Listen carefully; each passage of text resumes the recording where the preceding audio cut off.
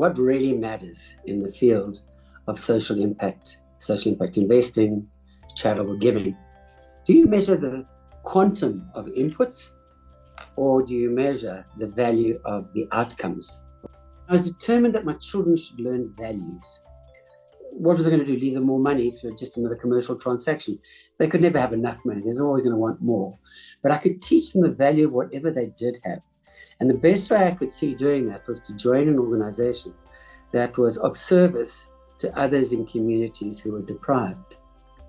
So we came up with this model, which was really built around what were the inputs that my children had in their lives that enabled them to cope with divorce, death in the family, personal challenges, depressions at times, all the things that typically kids face. And I thought, why can't we make those same supports available to children in townships?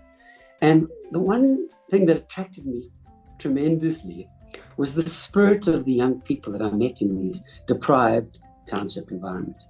They'd all grown up with cell phones, so they were cognizant of a global world. They weren't limited in their thinking to just the surroundings of poverty that they faced each day. They wanted to aspire for more. And when you've got that kind of energy to work with, all things are necessarily possible. So we came up with a model called Cradle to Career. If we could get children early on in their developmental years, teach them structure, discipline, we could give them boundaries in which they could then learn the basic fundamentals that they were going to need in their lives.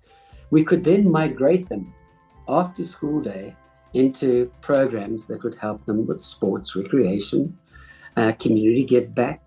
And as they grew older, introduce them to the opportunities around the working world, teach them career guidance competencies and skills. And then we realized that that wasn't sufficient, because in South Africa, we have townships where millions of South Africans still live, and they're quite a distance away from the urban areas where the jobs exist. So how do you cross that divide?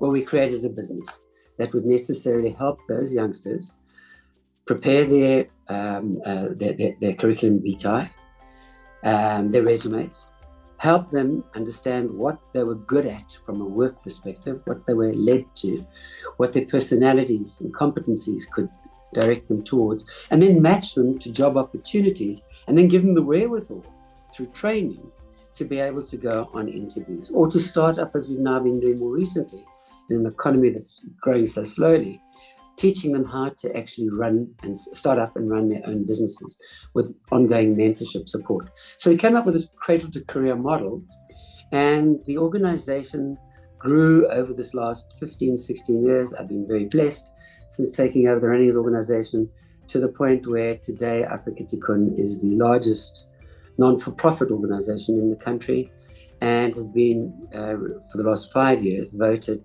number 1 or 2 on what is a poll voted for by both our peers and by our donors. So ultimately, if I was to look back at what's been our major reason for having grown so successfully, having grown our impact from 1,000-odd kids to close to 50,000, I would reckon it's good, strong controls, decent reporting to donors, and a concept which we have coined responsible kindness.